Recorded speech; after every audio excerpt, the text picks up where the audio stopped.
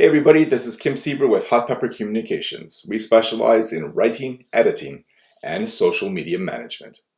A friend recently helped me realize that I hadn't yet discussed colons. Here are 4 instances when you should use colons and some examples for each. If you stick to these 4 circumstances, you may very well become an expert colon user. Number 1, separate list items from the rest of the sentence. For example, when you're at the store, will you pick up some fruit, apples, oranges, and bananas? I love all sorts of pets. Fish, cats, dogs, whatever. Number 2, before a description. He's such a difficult child. Moody, defiant, and secretive. I really don't care for this weather. It's so hot and muggy. Number 3, before an explanation. It was the worst holiday ever. They lost my luggage, the hotel didn't have my reservation, and someone stole my purse. Number 4, introducing logical consequences.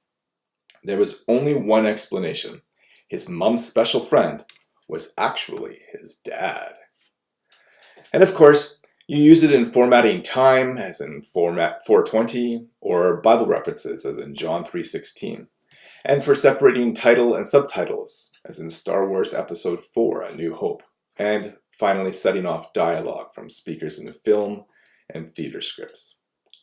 When it comes to using colons in grammar, just try to remember that you use a colon to sort of define things, whether it's fruit, pets, a child, weather, a holiday, or an explanation.